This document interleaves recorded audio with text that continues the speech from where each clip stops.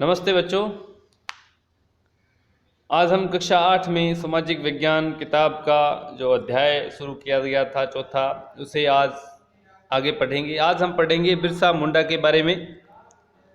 बिरसा का जन्म 1870 के दशक के मध्य में हुआ।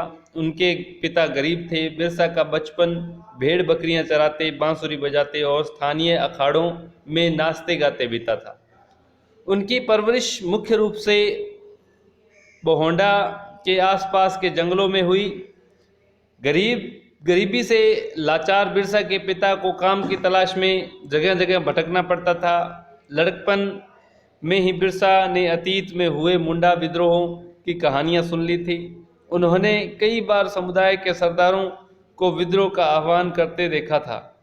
बिरसा के समुदाय के लोग ऐसे स्वर्ण युग की बात किया करते थे जब मुंडा लोग दीकुओं के उत्पीड़न से पूरी तरह आज़ाद थी। सरदारों का कहना था कि एक बार फिर उनके समुदाय में परंपरागत अधिकार बहाल हो जाएंगे। वे खुद को इलाकों के मूल निवासियों का वंशज मानते थे और अपनी ज़मीन की लड़ाई लड़ रहे थे। वे लोगों को याद दिलाते थे कि उन्हें अपना साम्राज्य वापस पाना है।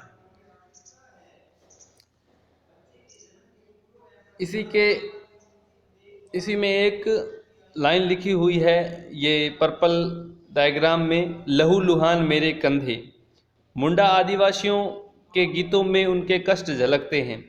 हाय कोहलू के बैल की तरह मैं लहू लुहान मेरे कंधे, जमींदार के दूध दिन और रात करते मुझे परेशान, बड़बड़ाता हूँ मैं यही दिन और रात। हाय यही मेरी हालत, नहीं है मेरा कोई ठिकाना, नहीं है मेरी कोई खुशियाँ। इस तरह एक गीत लिखा है। बिरसा स्थानीय मिशनरी स्कूल में जाने लगे।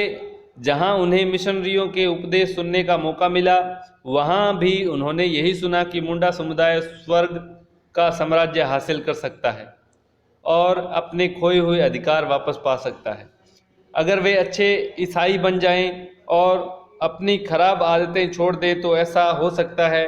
बाद में बिरसा ने एक जाने माने वैष्णव धर्म प्रचारक के साथ भी कुछ समय बिताया। उन्होंने जनेऊ धारण किया और शुद्धता व दया पर जोर देने लगे।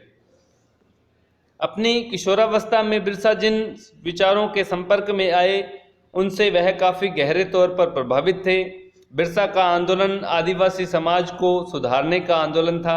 उन्होंने मुंडाओं से आह्वान किया कि वे शराब पीना छोड़ दें, गांवों को साफ रखें और डायन व जादू टोने में विश्वास न करें। यहाँ ध्यान देने की बात यह है कि बिरसा ने मिशनरियों और हिंदू जमींदारों का भी लगातार विरोध किया। वह उन्हें बाहर का मानते थे जो मुंडा जीवन शैली को नष्ट कर रहे थे। 1895 में बिरसा ने अपने अनुयायियों से आह्वान किया कि वे अपने गौरवपूर्ण अतीत को पुनर्जीवित करने के लिए संकल्प लें। वह अतीत के एक ऐसे स्वर्ण युग सतयुग की चर्चा करते थे जब मुंडा लोग अच्छा जीवन जीते थे, तटबंध बनाते थे, कुदरती झरनों को नियंत्रित रखते थे, पेड़ और बाग लगाते थे, पेट पालने के लिए खेती करते थे। उस काल्पनिक युग में मुंडा अपने बिरादरों और रिश्तेदारों का खून नहीं बहाते थे, वे ईमानदारी से जीते थे। बिरसा चाहते थे कि लोग एक बार फिर से अपनी ज़मीन पर खेती करें, एक जगह टिक कर रहें और अपने खेतों में काम करें। अंग्रेजों को बिरसा आंदोलन की राजनीतिक उद्देश्यों से बहुत ज़्यादा परेशानी थी। यह आंदोलन मिशनरियों, महाजनों, हिंदू भूस्वामियों और सरकार को बाहर निकाल कर बिरसा के नेतृत्व में मुंडा राज स्थापित करना चाहता था।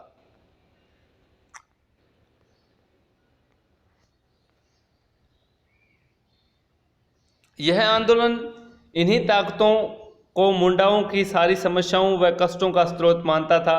अंग्रेजों की भूनीतियाँ उनकी परंपरागत भूमि व्यवस्था को नष्ट कर रही थी। हिंदू भूस्वामी और महाजन उनकी ज़मीन छीनते जा रहे थे और मिशनरी उनकी परंपरागत संस्कृति की आलोचना करते थे।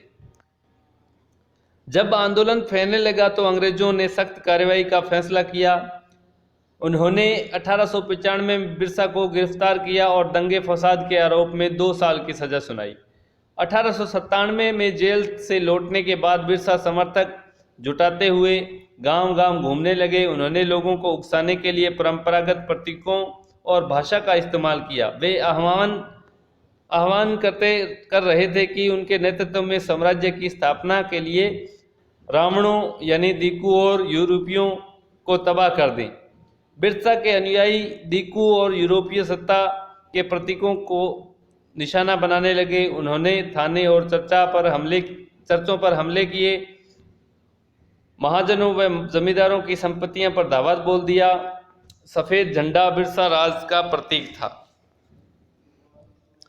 सन 1900 में बिरसा की हैजे से मृत्यु हो गई और आंदोलन ठंडा पड़ गया। यह आंदोलन 2 मायनों में महत्वपूर्ण था। पहला, इनके औपनिवेशिक सरकार को ऐसे कानून लागू करने के लिए मजबूर किया जिनके जरिए दीकू लोग आदिवासियों की ज़मीन पर आसानी से कब्जा न कर सके। दूसरा, इसने एक बार फिर जता दिया कि अन्याय का विरोध करने और औपनिवेशिक शासन के विरुद्ध अपने गुस्से को अभिव्यक्त करने में आदिवासी सक्षम हैं। उन्होंने अपने खास अंदाज में अपनी खास रस्मों और संघर्ष के प्रतीकों के जरिए इस काम को अंजाम दिया। तो यह लेसन हमारा कंप्लीट हो चुका है। इसके प्रश्न उत्तर हम कल करेंगे। धन्यवाद।